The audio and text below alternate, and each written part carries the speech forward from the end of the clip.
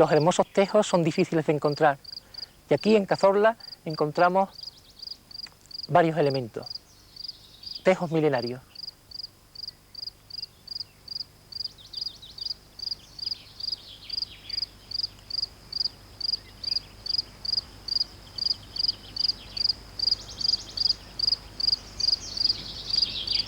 Las hojas del tejo son lineales, aplanadas y tienen un fuerte carácter tóxico, venenoso.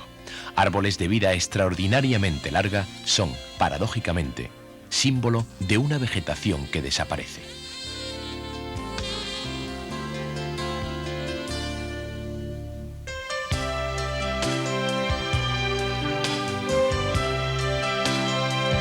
Nos adentramos en un rincón de la Sierra de Segura. Es una zona umbría, donde las precipitaciones son abundantes y, en consecuencia, el ambiente es extraordinariamente húmedo.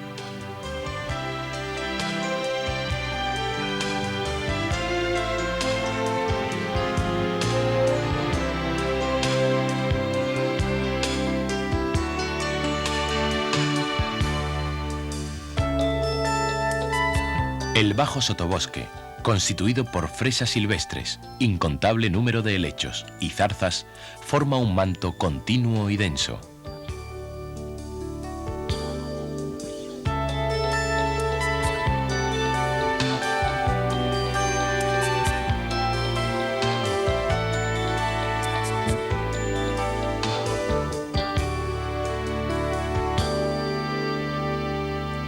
En esta sinfonía de luces, incapaces de acabar con la umbría, aparece un segundo estrato de vegetación. Son los acebos. Junto a ellos, bajo el pinar de Laricios, existen avellanos. El avellano, una especie propia de latitudes más elevadas, ha encontrado refugio en los lugares más húmedos del macizo.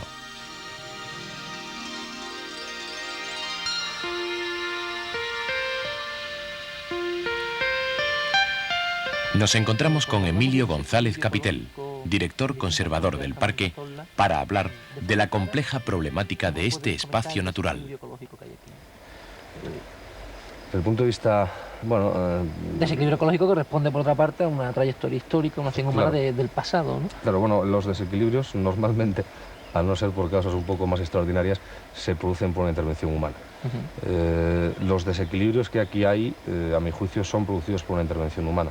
Y quizá una intervención humana hecha de buena fe, es decir, en el sentido de que no se intentó provocar un desequilibrio, sino que lo que se intentó fue incrementar la diversidad, por ejemplo, y pienso ahora mismo en las especies de grandes herbívoros del parque, cuando se introducen especies no autóctonas, como se ha hecho aquí hace ya años, con el gamo y el muflón en concreto, se introducen, yo imagino, creo, sin tener en cuenta o sin saber en aquel momento, en aquellos años cuando se hace, la importancia o la relevancia que esto iba a tener en años sucesivos. De algún modo esto está influido, por ejemplo, es un desequilibrio típico producido por el hombre, la introducción de especies no autóctonas, de especies alóctonas, que no provienen, que provienen de otros hábitats. En principio se pensaba enriquecer el parque, la zona. Claro, lo que se pretendía era incrementar la diversidad, digamos. Incrementar la diversidad. ¿Y las consecuencias cuáles son? Y las consecuencias, pues son, en algunos casos, son graves.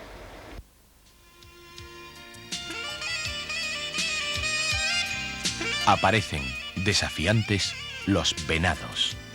Dotados de grandes cuernas, presentan, los ciervos, un aspecto impresionante, noble.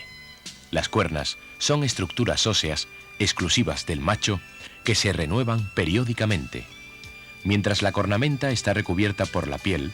Antes que ésta se seque y desprenda, actúa como un radiador. Permite que el ciervo elimine calor. Pero, ¿y la hembra? ¿Acaso, con su diferente comportamiento, genera menos calor que el macho?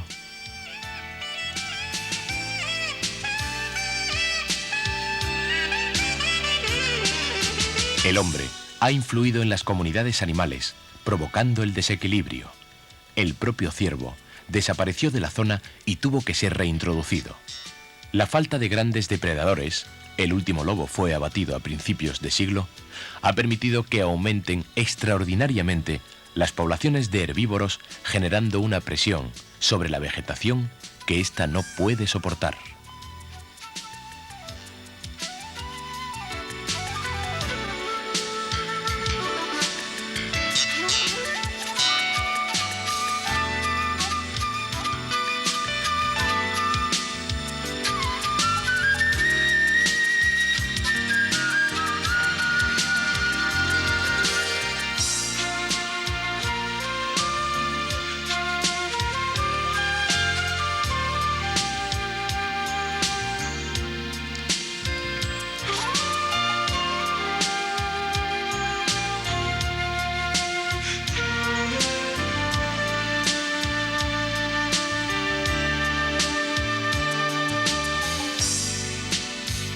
El muflón es una especie foránea que no existía en el macizo. Ha sido introducida.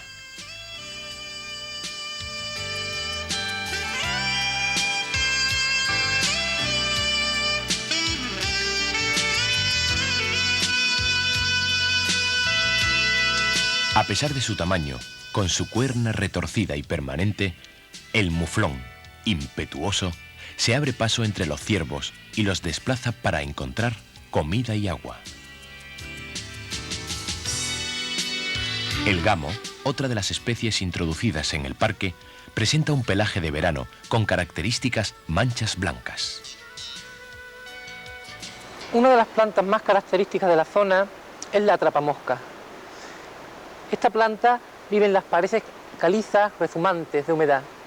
No tiene problemas con el agua y, como cualquier otro vegetal, es verde y por tanto aprovecha la luz solar para fabricar sus alimentos. Pero además, en este caso, la atrapamosca, y a eso debe su nombre, es una planta insectívora. Atrapa los insectos en sus hojas y posteriormente realiza una digestión de los mismos. Provista de pelos y glándulas en sus hojas, atrae y atrapa, mediante sus secreciones, a los insectos. Se produce, en el exterior, una lenta digestión del animal capturado. La planta absorbe los nutrientes resultantes en este proceso, especialmente el nitrógeno muy escaso en el medio.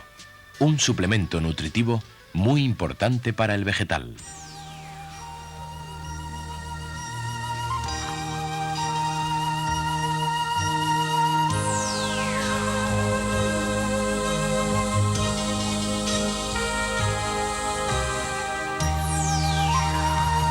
Nos encontramos en el Jardín Botánico del Parque.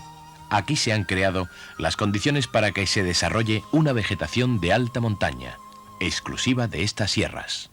Al proporcionarles medios más nutritivos, suministrarles la suficiente humedad y evitarles la competencia con otros vegetales, se ha conseguido que proliferen muchas de las especies más interesantes del macizo. Es un paso importante en la conservación de la rica flora de estas sierras.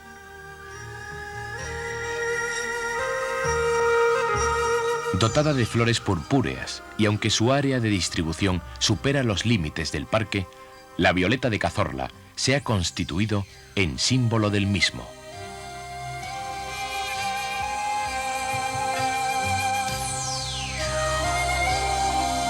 La aquilegia es también una especie endémica, con una distribución aún más restringida. Solo es posible encontrarla en algunos lugares de este macizo. Un vegetal único cuya situación podría llevarlo al catálogo de las especies en peligro de extinción. Estas plantas endémicas de Cazorla son seres vivos rupícolas, es decir, adaptados a vivir en roquedos y pedregales, desafiando condiciones ecológicas extremas. Esta especie, cuya flor presenta pétalos con venas rosadas, es el geranio de Cazorla.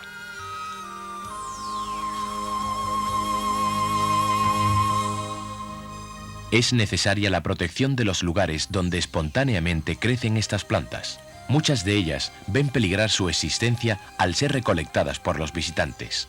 En Cazorla, la presión humana es enorme, el espacio protegido más visitado de Andalucía. Pero nosotros intentamos suplir esos impactos que el visitante produce, pero desde luego hay una afluencia masiva en todos los parques españoles y en los parques europeos y en los parques de Estados Unidos. Eso está claro, hay una moda de naturaleza y van a seguir viniendo y hay que aprender a valorar esos impactos y que los propios visitantes sean conscientes de que determinadas actitudes son malas para el medio. Actitudes como tirar basura, como ir con el radiocassette por el monte a todo volumen, etcétera, etcétera. Lo que está claro es que van a tener que tomar algún tipo de medidas, ¿no? Sí, alguna vez se ha planteado. Bueno, aquí en el Parque Natural de Cazorla, sobre las Villas, hay ya zonas que no está permitido el acceso en vehículos, ¿no? Es decir, que están restringidas y no hay entradas de vehículos en esas zonas. Sí se puede pensar incrementar las superficies, digamos, de uso restringido, sí, conforme veamos que hay zonas donde la presión turística está produciendo un mayor impacto. Es Cazorla, máximo ejemplo de una compleja paradoja. Los espacios protegidos deben permitir y potenciar el conocimiento de la naturaleza y el respeto de la misma por parte de la población actual y futura.